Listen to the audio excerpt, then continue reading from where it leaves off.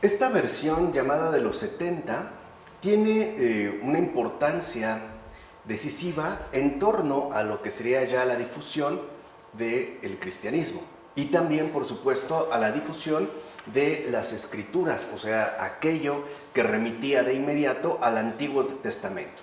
Dijimos que justo esta versión de los 70, ¿no?, va a establecer como un cierto parámetro que durante mucho tiempo se va a mantener fijo e incluso va a servir como una guía, ciertamente ya incuestionable en gran medida, de lo que sería la propia historia del cristianismo. Ahora, esta difusión, ¿no?, lo que hizo es que se diera justo una unión en torno a las versiones que remitían al libro, es decir, en este caso, a la Biblia. A partir del siglo IV después de Cristo, por ejemplo, se cuenta ya con el testimonio de algunos códices que de hecho contienen la versión griega de los 70, ¿no?, que era la traducción, como habíamos visto, ¿no?, que se hizo al griego del Antiguo Testamento, pero ya con la inclusión del Nuevo Testamento griego.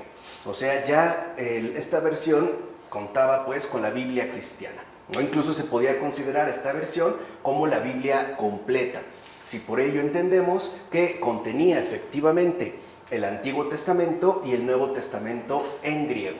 Pues bien, esto no fue algo que se produjera sin contratiempos, o sea, no creamos también que fue algo ya como establecido y que no trajera ningún tipo de dificultad. En efecto, desde tiempo atrás, es decir, antes incluso de la aparición del cristianismo, la versión griega de los 70 tuvo que enfrentarse ya a cierto tipo de oposiciones. O sea, esta traducción no fue bien recibida por algunos círculos en particular. Para empezar, muchos judíos no veían con buenos ojos que se hiciera una traducción al griego del texto sagrado que ciertamente había sido escrito en hebreo. Sobre todo porque estos judíos, ¿no?, destacaban que en muchos puntos esta traducción vertida al griego se alejaba del original y por lo tanto no podía considerarse, de hecho, texto sagrado, ¿no? Este texto sagrado, pues, solo se daba en hebreo. Por su parte, otros judíos, sobre todo en este caso los que vivían en el área de Palestina, no podían concebir que se pudiera usar una escritura que no estuviera dada en la lengua sagrada original, precisamente por lo que habíamos comentado, porque para los hebreos era muy importante que el texto se mantuviera tal y como había sido escrito, o sea, respetando incluso cada letra. Así pues, hubo reacciones importantes que se opusieron desde un primer momento a esta traducción hecha al griego del Antiguo Testamento. Entonces, lo que sí puede decirse es que ya antes, ¿no?, mucho antes incluso de la llegada del cristianismo, la versión griega de los 70 conoció enemigos al interior del propio judaísmo, que incluso, ¿no?, condujo a que se establecieran oposiciones claras al respecto. O sea, hubo ya, digamos, ciertos grupos que se opusieron de manera contundente a esta traducción y, como hemos mencionado, al interior del propio judaísmo. Pues bien, con la llegada del cristianismo, esta oposición que ya había aparecido antes, ¿no?, en relación a la traducción de los 70, todavía se generalizó más al interior del judaísmo, ya que el hecho de que los seguidores de Jesús de Nazaret la adoptaran como Biblia propia y argumentaran y predicaran, ¿no?, a partir de ella, en ocasiones sobre lecturas que, por ejemplo, en hebreo resultaban ser diferentes, entonces hizo que los judíos ya se decidieran a abandonarla por completo. O sea, a partir pues de la predicación cristiana de los discípulos del Señor y que remitían a textos del Antiguo Testamento, especialmente en griego, y que muchas veces eran ciertamente diferentes al original hebreo, ¿no?, al interior del judaísmo, ya dijimos, con la llegada del cristianismo, se abandonó por completo la consideración con respecto a la versión de los 70. Y en su lugar, lo que ocurrió es que se hicieron nuevas traducciones, así mismo en griego, o sea, igual manteniendo este idioma de traducción para que fueran más fieles al texto hebreo. O sea, digamos que hubo una cierta flexibilidad y se consintió en que en efecto se hiciera una traducción, pero que no fuera la misma traducción de la versión de los 70, sino que fuera una traducción ciertamente más fiel al original hebreo. De hecho, la primera literatura cristiana de carácter apologético expone muchos casos del tipo de discusión que entonces se entablaban precisamente ya entre cristianos y judíos. Estaríamos hablando básicamente los 4 primeros siglos ya de nuestra era. En especial, ¿no?, en torno a la interpretación del Antiguo Testamento. Y sobre todo, ese era, digamos, como el énfasis puesto con respecto a las profecías que estaban contenidas en estos libros. O sea que aquí lo que entraba en juego era de qué manera se estaba interpretando el Antiguo Testamento a partir de la traducción en griego y de qué manera eran también comprendidas las profecías ahí contenidas. Esto último era por demás importante si tenemos en cuenta lo siguiente. Dichas profecías, como afirmaban los cristianos, se habían finalmente cumplido en Jesús de Nazaret, o sea, el Cristo. No, recuerden que Cristo es la traducción castellana de Christos en griego, que significa Mesías, o sea, del original hebreo Mesaya. Entonces, era importante esta cuestión porque los cristianos insistían que las profecías contenidas en el Antiguo Testamento ya habían precisamente alcanzado su respectivo cumplimiento en la persona de Jesús de Nazaret. O sea, en pocas palabras, los cristianos afirmaban que Jesús de Nazaret era precisamente el Mesías, o sea, el Cristo. Y como paradigma, como modelo de estas discusiones que no son irrelevantes, podemos mencionar, por ejemplo, el diálogo contra el judío Trifón de San Justino Mártir, ¿no? Ahí está, digamos, como expuesta esta problemática de manera puntual. Así pues, para evitar tales discusiones, entonces los judíos, justo para ya desmarcarse de manera clara de los cristianos, realizaron nuevas traducciones apegadas al original hebreo.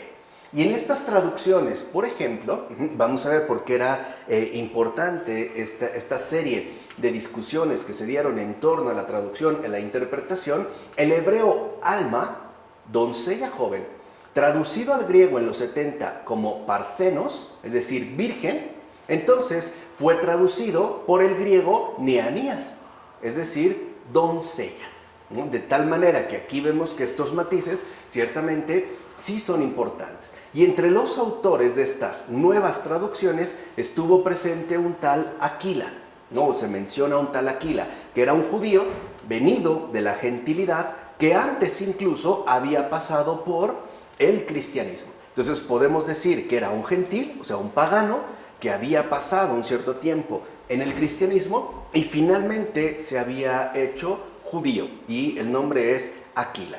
Entonces, serían entonces, ¿no?, en este caso, su enemistad con el cristianismo abandonado, o sea, digamos que no se sabe bien el por qué dejó el cristianismo, pero lo que parece desembocar de aquí es que se plantea una enemistad y, por tanto, este Aquila, ¿no?, se decide, en primer lugar, aprender hebreo, sobre todo para que pueda realizar una nueva traducción griega de la Biblia hebrea, que a final de cuentas, y ese era el propósito, pues desplazara a la versión de los 70, al menos en el ámbito judío, ¿no? Ese era, digamos, como el propósito. Entonces, el núcleo de su actividad, o sea, el núcleo de la actividad de este Aquila, se produjo durante el reinado del emperador Adriano, o sea, del año 117 más o menos al año 138, aunque su finalización, o sea, esta nueva traducción, pudo extenderse más allá incluso de la muerte de este emperador. Y esta nueva traducción fue entonces la que rápidamente se impuso entre los judíos a partir de entonces. O sea, a partir de esta nueva traducción de Aquila, los judíos ya no van a acudir para nada a la versión de los 70 y la van a asumir de hecho como, digamos, la traducción autorizada. Y solamente perderá su fuerza, incluso llegará a desaparecer, cuando la invasión musulmana imponga el árabe en el Próximo Oriente en lugar del griego usual.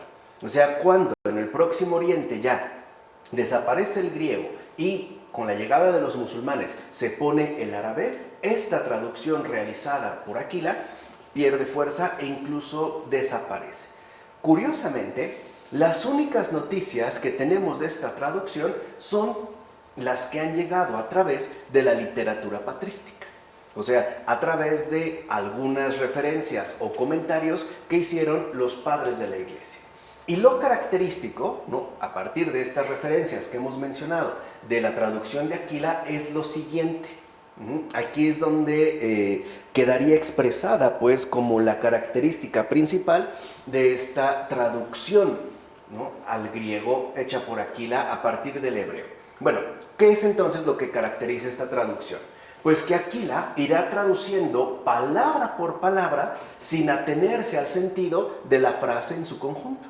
O sea, él irá traduciendo, ¿no?, cada palabra tal y como aparece sin que atienda a la frase en su conjunto. O sea, pierde el sentido de la frase. De hecho, lo que destaca también es que Aquila va a utilizar siempre los mismos términos griegos para los mismos vocablos hebreos.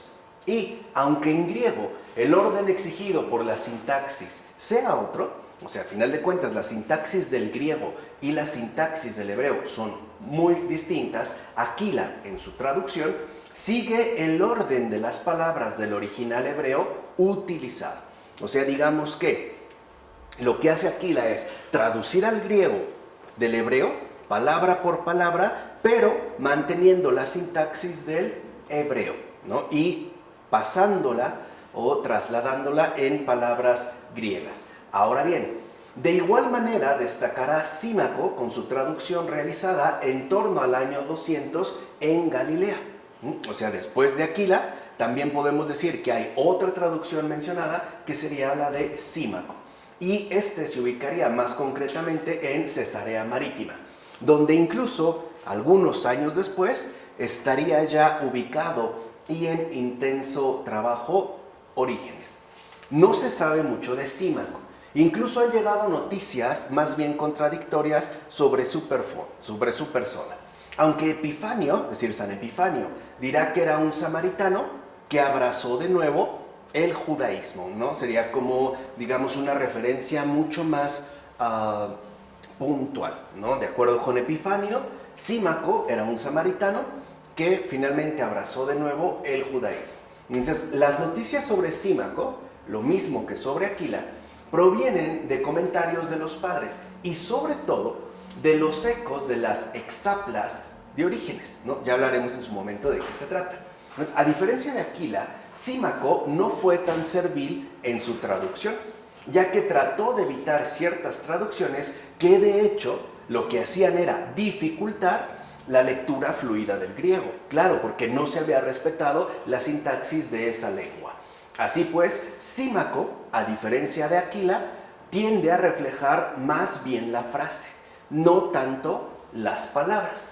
Es más, Símaco, a diferencia de Aquila, no sigue la correspondencia sistemática de palabras hebreas y griegas, o sea, tal y como había hecho Aquila, sino que más bien introduce ciertas variaciones al momento de traducir. Y cabe destacar que Símaco tiende a mitigar en su traducción los antropomorfismos atribuidos a Dios, pero sigue siendo de hecho una versión más literal que la versión de los 70.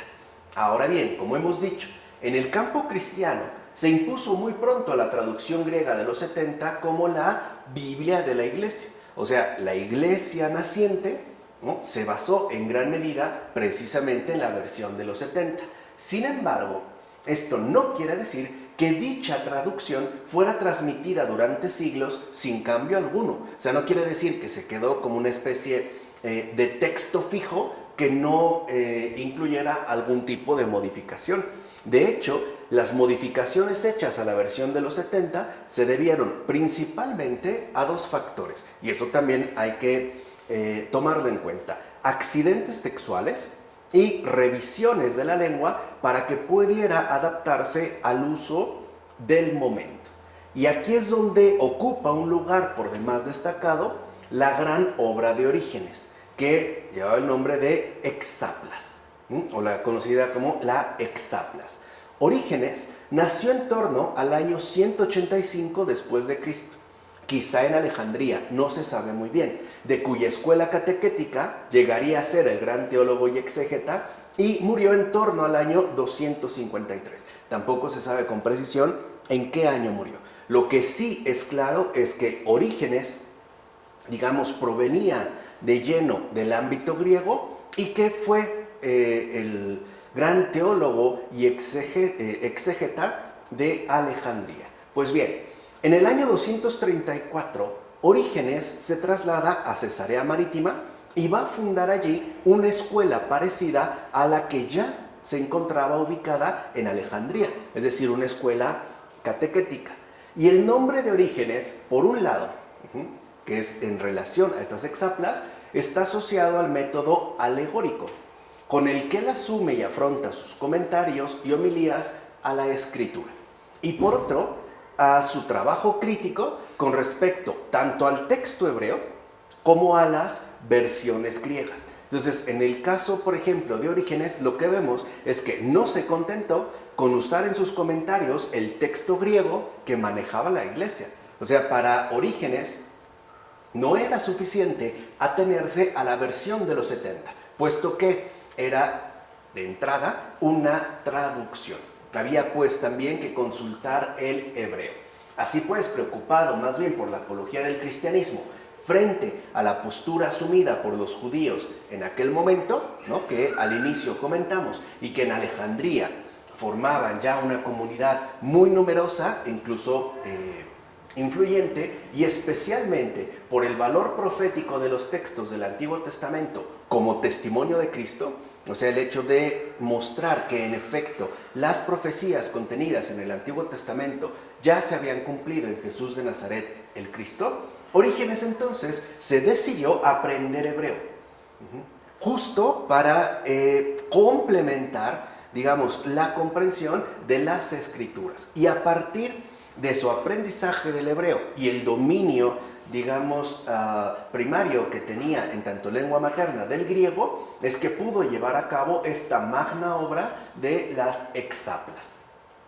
La finalidad última de Orígenes era la de poder proporcionar un material importante a los apologetas cristianos en sus discusiones con el mundo judío. O sea, lo que le interesa a Orígenes es que los apologetas cristianos de los primeros tiempos contaran con un material de respaldo que digamos, que tuviera un sustento irrefutable, de tal forma que entonces no solo se remitieran a la limitación que contenía el uso ciertamente restringido de la versión de los 70, sino que Orígenes, además de esta versión, quería ofrecer pues un material de apoyo para la comunidad cristiana, sobre todo porque, como hemos mencionado, en este momento ya se habían desatado y de manera bastante intensa discusiones serias y para nada irrelevantes con el mundo judío.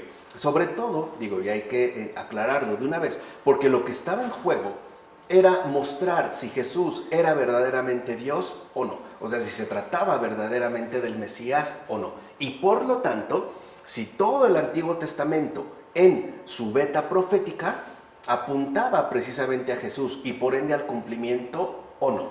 Ahora bien, dado que los judíos, ¿no?, recuerden, estamos ya en el siglo III después de Cristo, ¿no?, más o menos en el primer tercio de este tercer siglo después de Cristo, no usaban, ¿no?, dado que los judíos no usaban ya la versión de los 70, sino otras versiones que quizá eran más próximas al texto hebreo, lo que va a decidir Orígenes es entonces hacer un trabajo, ¿no?, donde queden ubicadas en columnas paralelas la versión hebrea y la versión griega, ¿no? Esta es, digamos, como la gran originalidad que tiene Orígenes al momento de realizar su respectivo trabajo.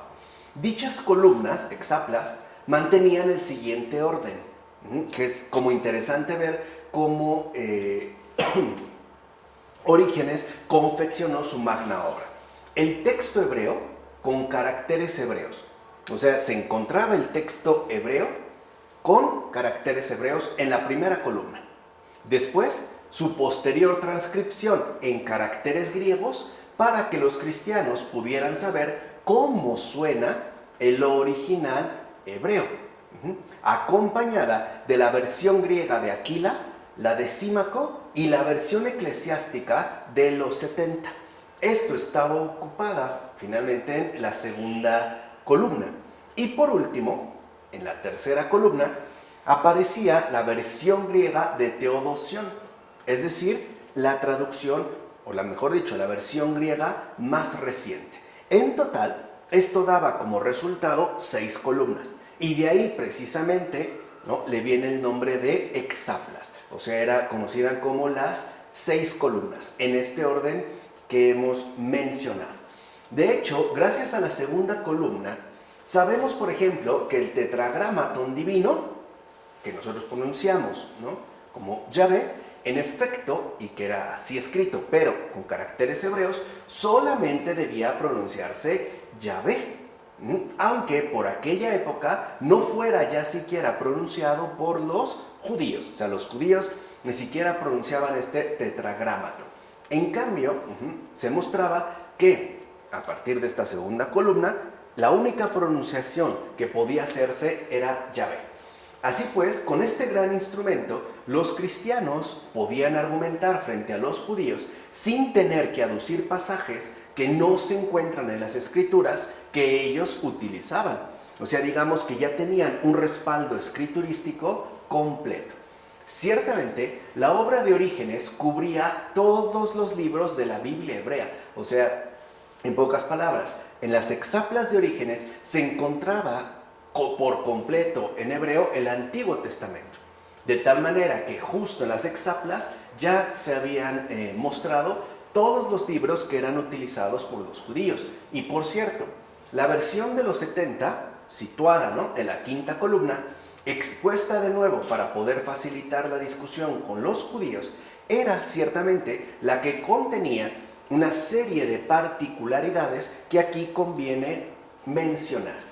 Para empezar, esta quinta columna, que dijimos es la que estaba dedicada a la versión de los 70, fue concebida ya como un texto crítico. O sea, no fue, digamos, puesta de una manera simple, sino que ya Orígenes le dio este carácter de texto crítico, cuya base de redacción sería en efecto la versión griega de los 70. El problema, en este caso, es que Orígenes, y eso también hay que reconocerlo, ya fue testigo de una tradición manuscrita de los 70 muy desigual.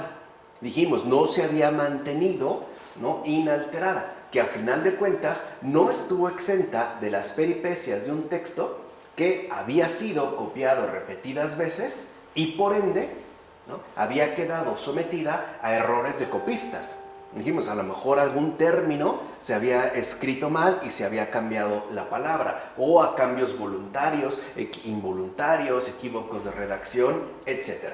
Pues bien, sobre este texto base es que Orígenes entonces realizó un trabajo crítico y serio, de hecho bastante destacado. Así pues, Orígenes, utilizando los signos aristárquicos que eran usados en la crítica alejandrina, fue marcando sobre el texto de los 70, ya fuera el texto corregido o no, con un óbelo, que es más o menos este signo que aparece aquí, aquellas palabras o frases que ciertamente faltaban en el texto hebreo y en las versiones griegas que lo seguían de cerca. O sea, Orígenes, pues, utilizando este óbelo, ya podía señalar algunas palabras o incluso frases que no estaban presentes en el texto hebreo. Además, con un asterisco, Orígenes introducía aquellas palabras o frases que ahora faltaban en los 70, por ejemplo, pero que, a pesar de que no se encontraban en los 70, sí estaban presentes en el resto de las demás versiones griegas que seguían el hebreo. Entonces vemos cómo ya daba como un panorama mucho más completo de la situación textual de la Biblia. El resultado obtenido al menos por el momento, al menos para este momento, fue una columna muy útil para las discusiones, porque ya se podía ver, por ejemplo, que en la versión de los 70, qué palabra o frases faltaban del original hebreo y a lo mejor qué otras no estaban, pero sí se mencionaban en algunas otras traducciones griegas. Pero con el tiempo, recuerden que aquí todo es manuscrito, ¿no? Y finalmente es de una transmisión lenta y gradual. También estas exaplas de Orígenes introdujo una gran confusión, al menos en lo que se refería a la tradición textual de los 70. Evidentemente, el texto resultante de esta quinta columna no es tal cual el de la versión de los 70. Más bien, es un texto crítico que aparece ya como fruto de esta comparación atenta con el hebreo y con las versiones que sí lo siguen de cerca. Pero ya no podemos decir que se trataría del texto invariable de los 70, ¿no? Ya era, digamos, un texto crítico que apareció como resultado, como fruto de la comparación, repito, atenta, que Orígenes hizo entre el hebreo y las versiones, esas otras versiones puestas en griego, que intentaban ser más fieles al hebreo. Ahora bien, la recensión de Orígenes, o exaplar, o sea, la Septuaginta corregida, ¿no? La quinta columna, es precisamente la que empezó a copiarse ya de modo independiente. O sea, se tomó como el texto definitivo, ¿no? Además asimilado, identificado con la versión plena de los 70, y es la que se empezó a transmitir ya por todo el orbe cristiano. El problema fue que con el tiempo muchos manuscritos se copiaron ya sin los signos críticos que había puesto Orígenes. O sea, se le fueron quitando y en consecuencia se introdujeron en la tradición textual de los 70 ciertas lecturas que no eran realmente originales, sino palabras o frases exclusivas del hebreo que Orígenes ciertamente introdujo en su quinta columna con el signo del asterisco. Ahora bien, la vasta obra de Orígenes pronto se perdió.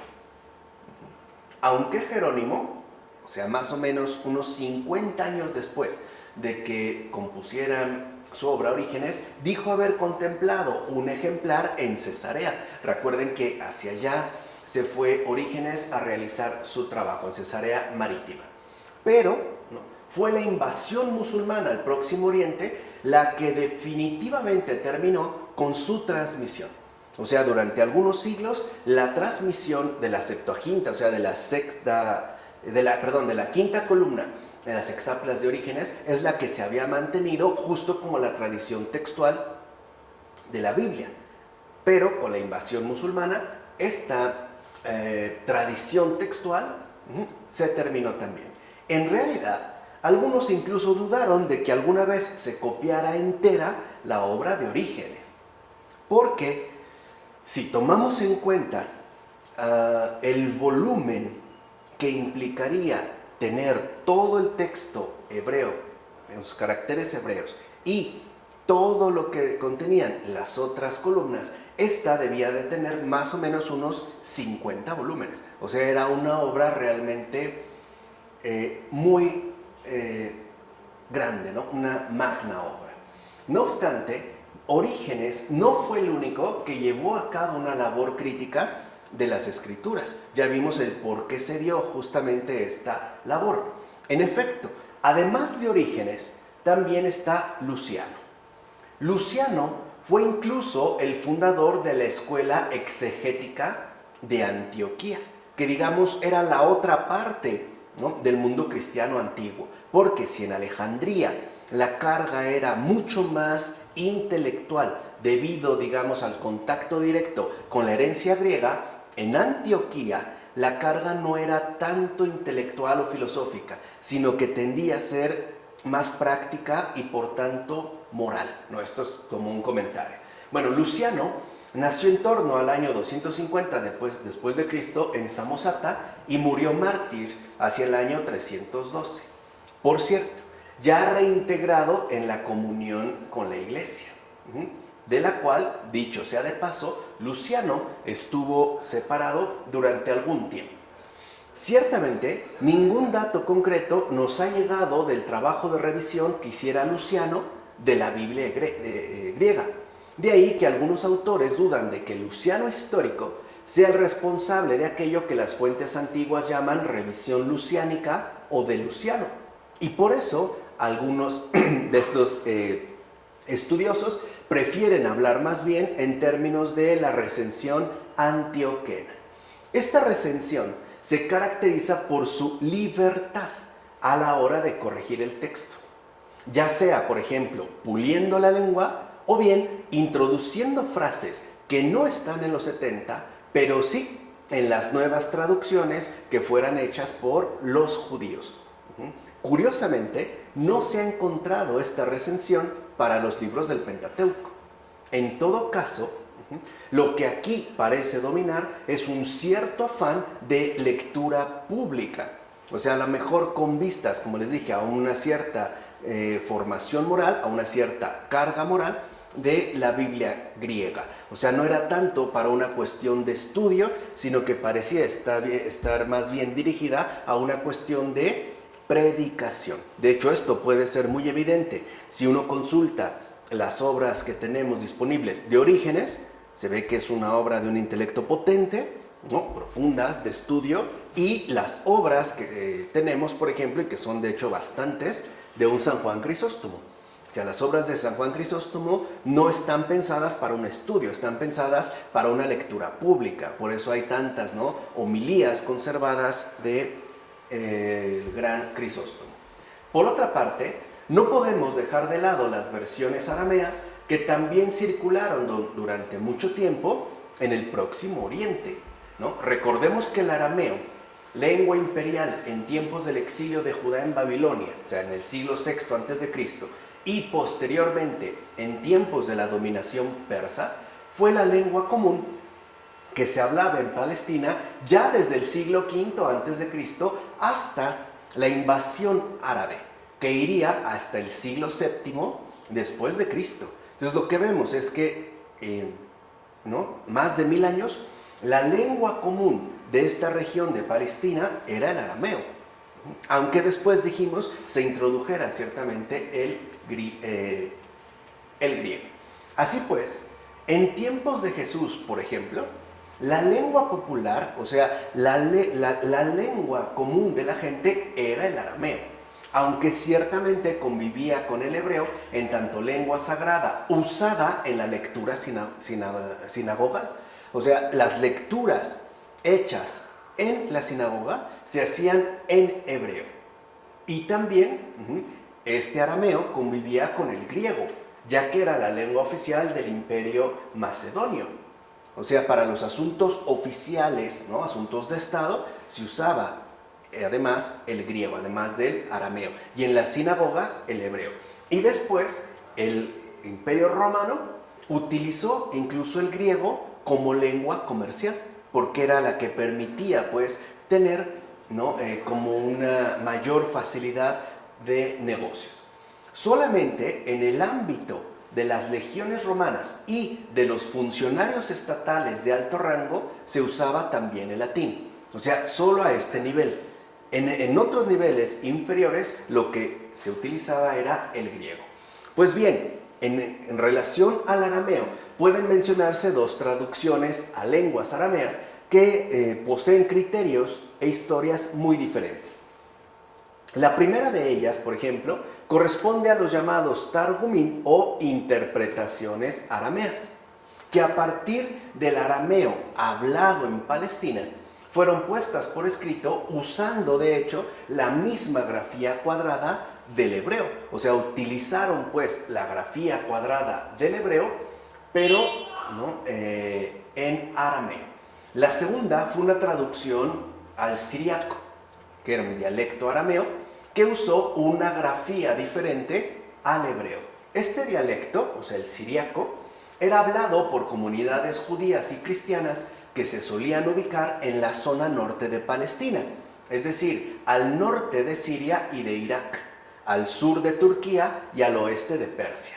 Veamos pues qué es lo que sucedió en torno a los Targumim. En un contexto lingüístico en el que el hebreo fue progresivamente cayendo en desuso, no resulta extraño que se sintiera la necesidad de introducir entonces el arameo como lengua para explicar o comentar la escritura. Ahora bien, es importante subrayar desde el principio que los Targumim no son traducciones. Esto también hay que tenerlo muy claro. Por lo menos no son traducciones en el sentido habitual del término, como si, por ejemplo, correspondería al caso de los 70. Cabe pues mencionar que los Targumim no estaban destinados, nunca fue ese, digamos, el propósito, ¿no? A sustituir el texto original hebreo, sino que en todo caso más bien apuntaban a complementarlo. Es más, el hebreo, a pesar de que se hiciera esta versión en arameo, siguió considerándose siempre la lengua sagrada por excelencia. O sea, no querían sustituir la lectura sagrada hecha en hebreo por una lectura hecha en arameo. En consecuencia, los Targumim no se limitaban a traducir el texto hebreo de un modo más o menos fiel, sino que introducían comentarios o explicaciones al texto sagrado, que ya dijimos, ¿no?, se da en hebreo. Entonces, si querían añadir comentarios a este texto, o bien algunas explicaciones en general de un libro, o sobre todo de un pasaje en particular, estos se escribían en arameo. Así pues, estos comentarios o glosas interpretativas, que es lo que significa Targumim, son muy importantes para poder conocer la exégesis judía de los primeros siglos de nuestra era. En los Targumim, por ejemplo, se destaca sobremanera la trascendencia del concepto de Dios. Por eso es que se van a evitar siempre los antropomorfismos.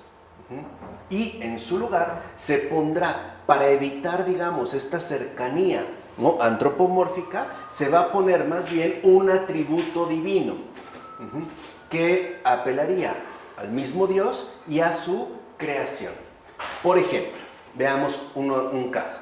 ¿Es la Memra Adonai, o palabra del Señor, la que crea el mundo?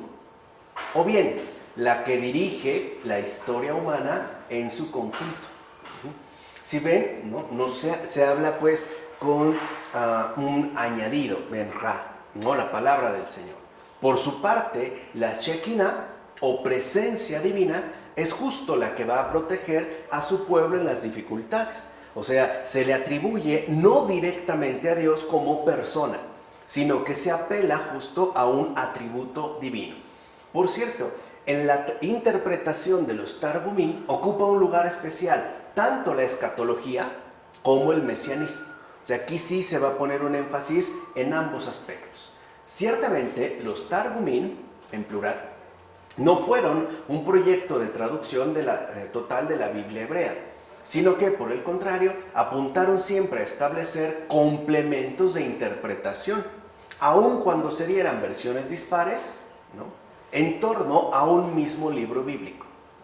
Lo más seguro es que algunos Targumim tuvieran su origen en tradiciones orales de interpretación de los textos bíblicos. A lo mejor en algunas escuelas sinagogales se daban estas discusiones orales en torno a las interpretaciones que podían darse en los textos bíblicos, y algunas de ellas ciertamente fueron puestas por escrito. De hecho, en la mayoría de los Targumim, el intérprete se mantiene fiel a la fuente hebrea.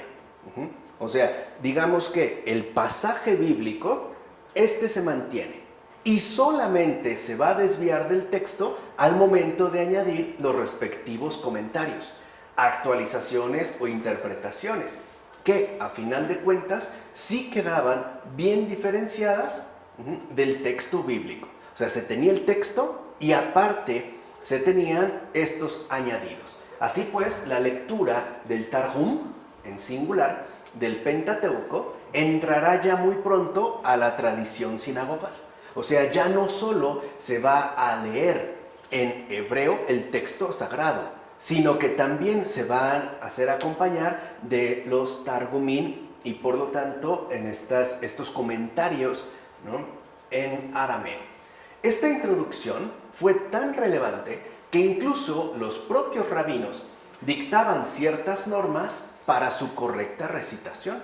O sea, que buscaban que en todo caso estas aportaciones, ¿no?, que se habían realizado en términos de Targumín se mantuvieran también correctamente o rectamente conservadas. En realidad, lo que sucedió es que se tenía por un lado la Torá, es decir, el texto sagrado en hebreo, y se añadió un recurso de interpretación, incluso podemos decirlo así, casi normativo. Ojo, al interior de la sinagoga.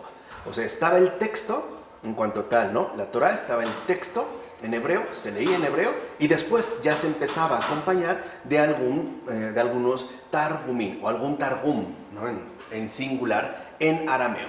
Posteriormente, ya los targumín se volvieron secundarios, seguramente a causa de la menor importancia que el judaísmo rabínico posterior al siglo I después de Cristo les asignó. O sea, después, si en un primer momento alcanzaron estos vehículos de interpretación un posicionamiento casi normativo, posteriormente se fue perdiendo.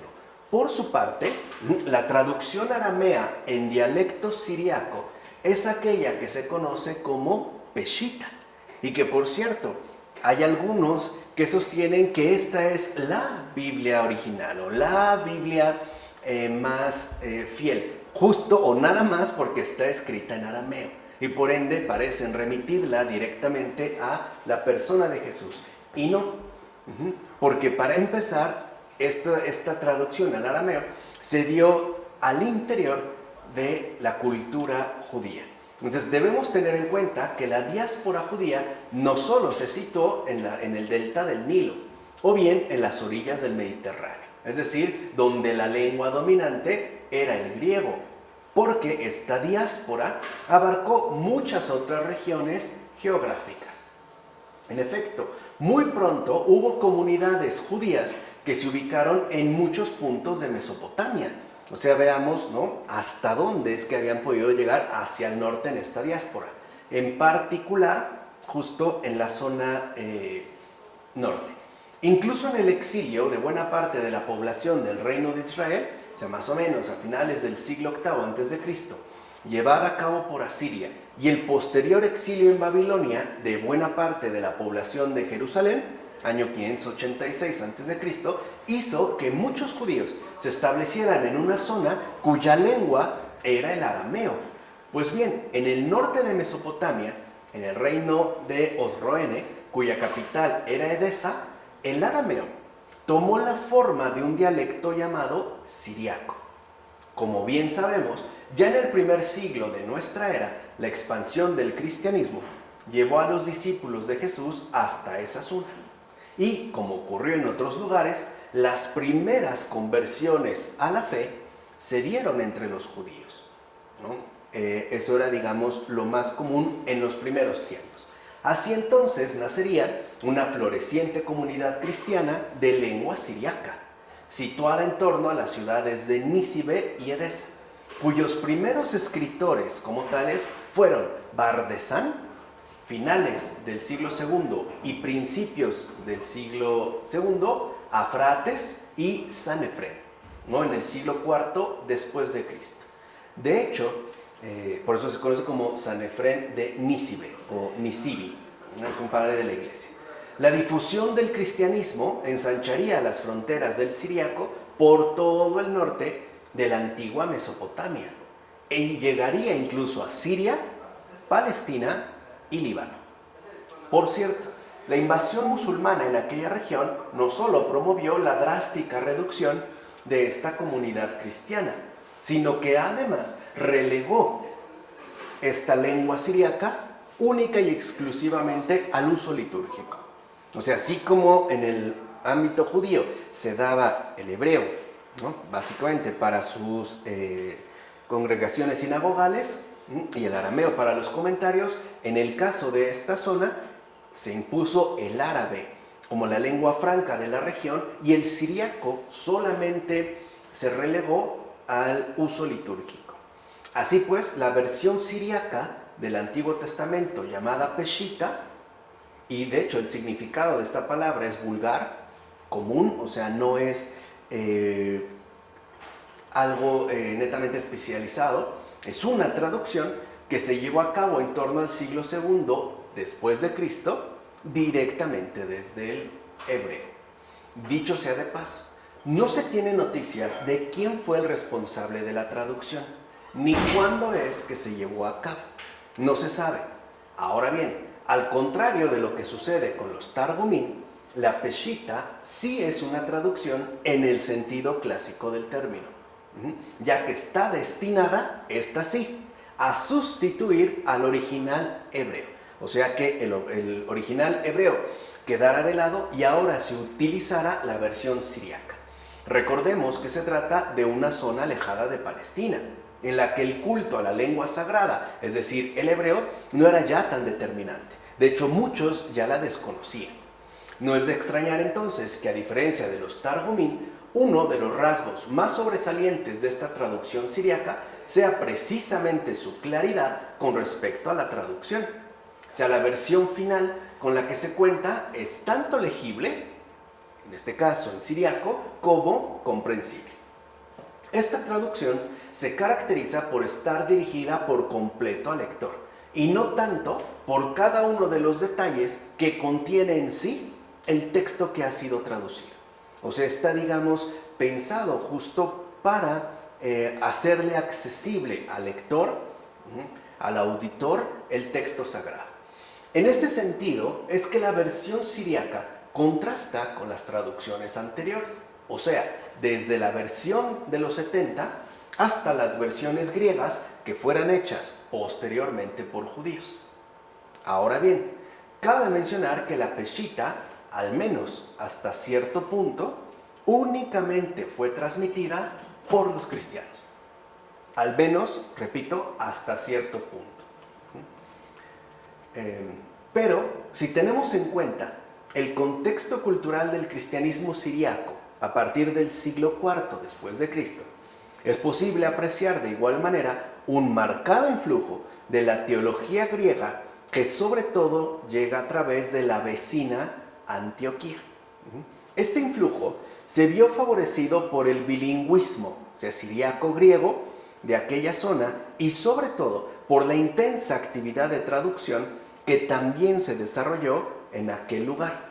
De ahí se comprende que a partir de la teología basada en el comentario de las Escrituras, los cristianos de lengua siríaca se dieran cuenta de las divergencias existentes entre el texto que, por ejemplo, comentaban los padres griegos, la versión de los 70, y el texto que ellos ciertamente conocían, o sea, la Peshita.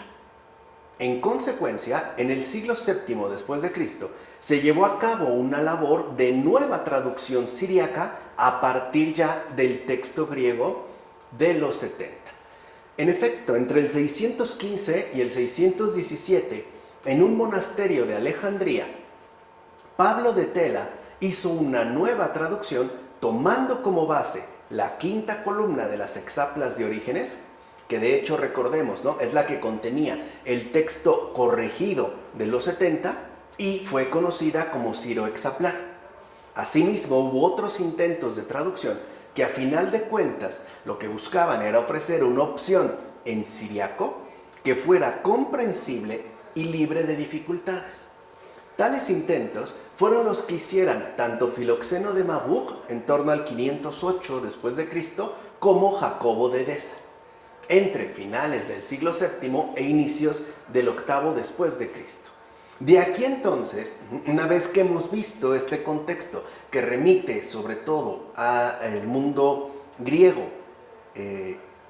arameo y siriaco, podemos pasar ya a las versiones en latín del Antiguo Testamento, ya que a partir de la segunda mitad del siglo II después de Cristo, el latín empezaría a ganar terreno al griego, al menos en la parte occidental del imperio, ¿no? Porque en la parte oriental, lo que muchos tiempo después sería conocido como el Imperio Bizantino o la parte oriental del imperio, ahí más bien lo que predominó fue el griego.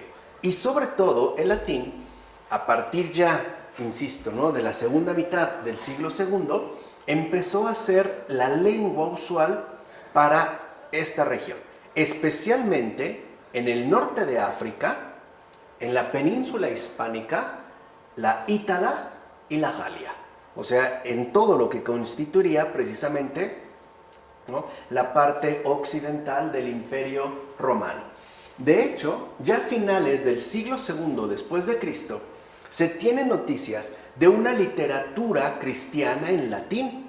O sea, fíjense, estamos hablando de finales del siglo II. Ya se tienen noticias de que ha aparecido una literatura cristiana ya no en griego, ni en siriaco, ni en arameo, sino en latín. Por ejemplo, Tertuliano, que a partir de entonces irá creciendo cada vez más hasta llegarse a imponer el latín como la lengua dominante para el occidente. Por supuesto, San Agustín es uno de los más grandes representantes de la literatura cristiana en latín, sin olvidar también a San Cipriano de Cartago, cuyo maestro, ¿no?, el maestro del gran San Cipriano de Cartago fue precisamente Tertuliano. Sabemos que Tertuliano se desvió y se hizo ultramontanista, digamos, se extravió. Pero en principio puso bases importantes que le ayudaron a Cipriano a obtener una formación sólida. Entonces, digamos que la literatura, en este caso en latín, aparece ya a finales del siglo II con Tertuliano, y sus más importantes exponentes serían, además de Tertuliano, San Agustín y San Cipriano de Cartago. No obstante, sería San Agustín el máximo testigo de la transición dada entre las dos versiones latinas de la Biblia de aquel momento. O sea, sería, digamos, como San Agustín, la bisagra, y en este caso también el testigo de esta transición que se dio entre las dos versiones de la Biblia que en aquel momento estaban presentes. En efecto, las necesidades de la comunidad cristiana de habla latina, que era cada vez más numerosa, ¿no?, a partir ya de la segunda mitad del siglo II, hicieron necesaria una traducción en latín de las Escrituras. En este caso ya se trataba pues de una traducción en latín tanto del Antiguo Testamento como del Nuevo Testamento. En el caso del Antiguo Testamento, esta nueva traducción, llamada Vetus Latina, en contraposición, ojo, a la más moderna, ¿no?, traducción de Jerónimo, se realizó a partir del griego de los 70, ya que era el texto retenido como sagrado por los cristianos en términos de versión común. Entonces, había dos versiones, la Vetus Latina, ¿no?, y la traducción actualizada de San Jerónimo. Así pues, la Vetus Latina empezó a enriquecerse y a diferenciarse según las zonas geográficas de lengua latina. De hecho, la corrección de los manuscritos latinos de la Vetus Latina a partir de la versión griega de los 70 fue lo que introdujo numerosas variantes en la tradición textual. Por otro lado, cabe resaltar que el mismo latín que se usó en la primera traducción fue continuamente pulido, es decir, mejorado, en función de la época y también, por supuesto, de la zona geográfica. De hecho, en el siglo IV después de Cristo, los manuscritos en latín de un mismo libro eran tan diferentes entre sí que se hizo evidente la necesidad de un importante trabajo de unificación. Por eso algunos prefieren hablar no de Vetus Latina, sino de Vetera Latina, en plural, en lugar, ¿no?, de Vetus Latina, dividiendo entonces la versión latina en familias. Estas familias serían especialmente 4: africana, hispana, ítala y galicana. No obstante, la fuerza con la que posteriormente se impuso la nueva versión latina de San Jerónimo hizo desaparecer casi por completo la transmisión textual de la Vetus Latina. En efecto, la situación insostenible a la que había llegado la tradición textual de la Vetus, dijimos, incluso se daban ya pasajes completamente distintos entre sí, debido, ¿no?, a las importantes divergencias entre los manuscritos, hizo que finalmente interviera el Papa San Dámaso. Estamos hablando, ¿no?, del año 304 al 384. Dicha intervención se dio ya en una época en la que Roma y con ella la parte occidental del imperio, o sea, para estos momentos ya hablaba latín. De hecho, la lengua usual en esta región era el latín. Preocupado pues por esta circunstancia de notables divergencias, San Dámaso encargó a su secretario Jerónimo, ¿no?, del 342 al 420, que revisara, o sea, fue el encargo de San Dámaso a su secretario Jerónimo, que revisara pues la Vetus Latina a partir de los textos griegos. Y no olvidemos que Jerónimo contaba con una excelente formación en la literatura, tanto griega como latina.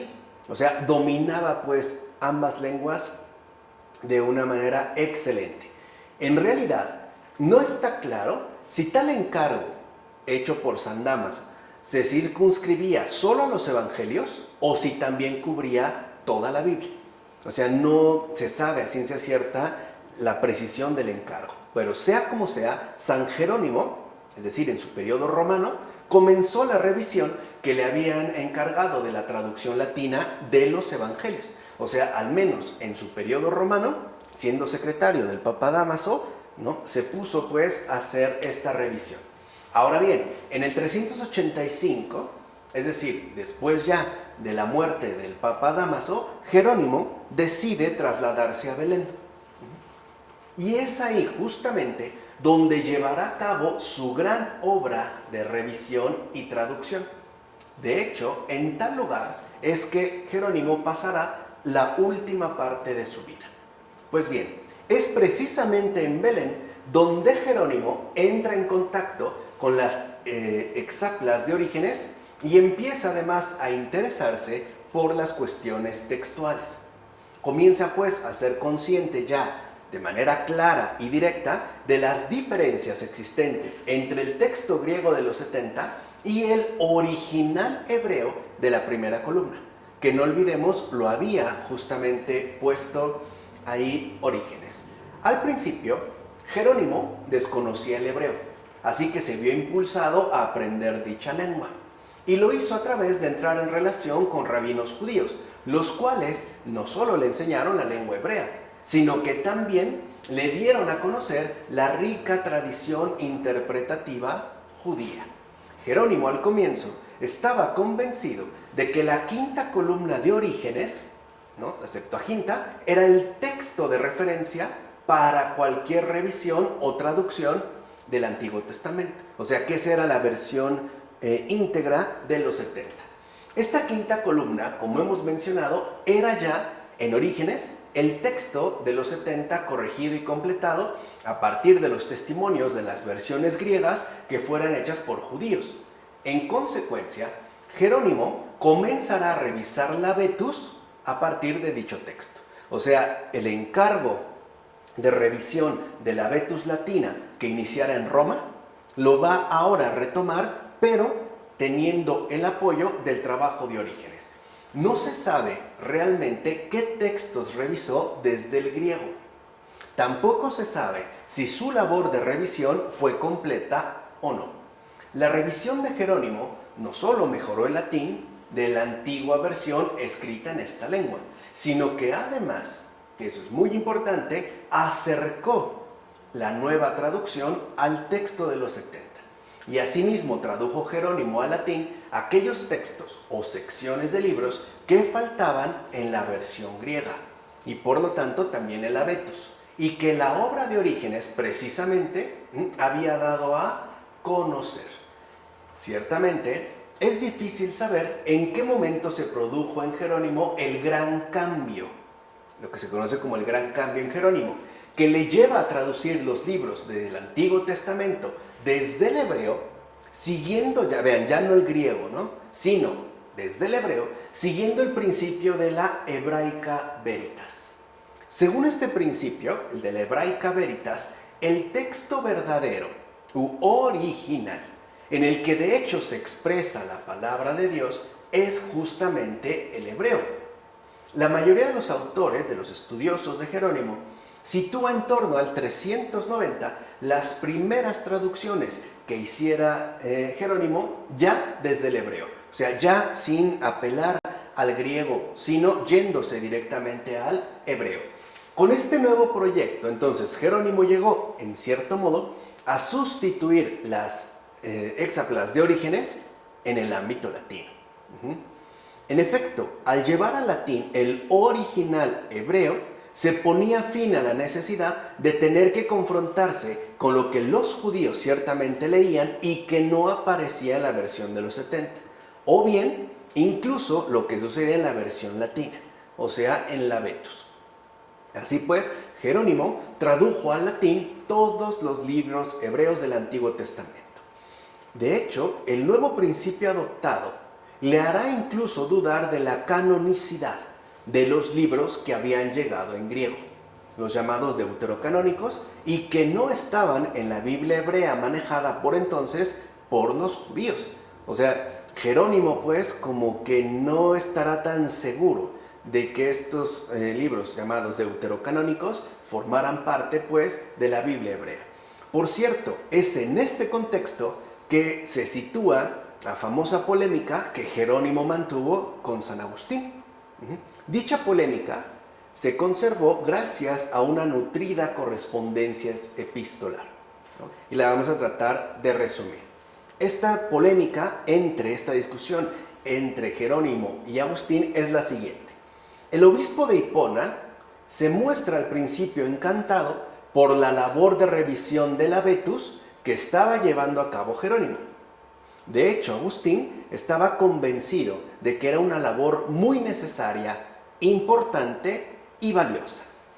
Pero cuando le empiezan a llegar noticias de las nuevas opiniones de Jerónimo, ya en relación con la hebraica veritas, y de hecho lee los primeros libros traducidos directamente del hebreo por Jerónimo en latín, Agustín se queda más bien perplejo y contrariado.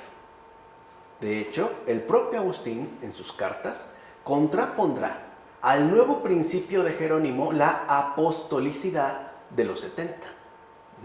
Recuerden que era justo lo que en Jerónimo ya no aparecía, ya que ha sido esta versión traducción la que los discípulos de Jesús y Jesús mismo en el Evangelio utilizaron para citar el Antiguo Testamento en el Nuevo Testamento. Entonces, a la hebraica veritas, Agustín le opone la apostolicidad de los 70 por estos motivos. Además, dirá Agustín, esa es la versión que la Iglesia siempre ha utilizado y venerado desde el principio. Incluso, en este caso, ¿no?, en esta polémica, el obispo de Hipona evocará el especial auxilio que el Espíritu Santo obró sobre sus respectivos traductores. En consecuencia, sostendrá Agustín, las diferencias entre el texto hebreo y el griego, que en gran medida se ven reflejadas en el Nuevo Testamento, forman parte precisamente de la divina providencia que estaba preparando la llegada de Cristo Jesús. O sea, vemos cómo para Agustín la cosa no es solo textual, es también pues providencial. Ciertamente Agustín también va a utilizar otros argumentos más prácticos, sobre todo para poder exponer, ¿no?, con claridad los problemas a los que conllevaba la nueva traducción de Jerónimo, ¿no? Por un lado, siguiendo esta línea más práctica, dirá Agustín, los fieles cristianos son reacios a aceptar una versión que introduce novedades, o bien que incluso cambia el propio texto sagrado. Agustín, por ejemplo, citará el ejemplo de un obispo del norte de África que fue perseguido por su propia comunidad después de que escucharan la nueva traducción del libro de Jonás. o sea, a partir pues de la traducción de Jerónimo. Por otro lado, Agustina asimismo se pregunta quién será capaz de verificar que la traducción de Jerónimo, hecha desde el hebreo, sea realmente correcta. O sea, ¿quién va a verificar que esta traducción que Jerónimo ha hecho directamente desde el hebreo no tenga errores? Pues, como dice Agustín, es muy difícil encontrar un verdadero cristiano que en efecto conozca el hebreo. Así pues, teniendo los 70 como texto de referencia, será más fácil corregir cualquier versión latina. No olvidemos que el griego era todavía accesible para mucha gente en el occidente latino. Pues bien, lo que hoy conocemos como Vulgata, en efecto parte de la obra de traducción de Jerónimo. Ahí parte, pero no es la obra como tal de Jerónimo, ya que esto que conocemos como Vulgata adquiere su forma final con el paso de los siglos y con ciertas decisiones editoriales que a final de cuentas fueron incluso ajenas a la voluntad del gran exégeta de Belén. De hecho, las principales ediciones de la Vulgata, que son las que llegan hasta el Concilio de Trento y finalmente se convierten en paradigmas del canon, contenían los libros protocanónicos del Antiguo Testamento en la traducción que Jerónimo hiciera desde el hebreo. Estos. Pero el resto de los libros deuterocanónicos eran una revisión de la Vetus Latina, que el mismo Jerónimo llevó a cabo confrontándose con la versión de los 70. Y curiosamente, en este caso, existe una excepción, el Salterio, que si bien está presente en las principales ediciones de la Vulgata, no corresponde a la traducción que hiciera Jerónimo desde el hebreo. En efecto, dicho Salterio es más bien la revisión latina que hizo Jerónimo a partir del griego de los 70, no a partir del hebreo, sino del griego. Este Salterio, llamado Galicano, por haberse impuesto durante el Imperio Franco de Carlomagno, o sea, a principios del siglo IX, con la reforma de Alcuino de Cork, tuvo mucho éxito entre los monjes de la parte más occidental del imperio. En cierto modo, podemos decir que la Vulgata latina acoge en sus ediciones los dos principios en lucha. Y eso es lo importante de tener en cuenta. La Hebraica Veritas de San Jerónimo, es decir, los libros hebreos que fueron traducidos al latín desde esta lengua, y la apostolicidad de los 70, pues la Vulgata acoge el canon largo y el texto de los Salmos que fuera usado en el Nuevo Testamento, ¿no? Digamos que las conjuga. Esta síntesis sería decisiva, ¿no?, para la discusión final sobre el canon que ya va a cerrar con el Concilio de Trento.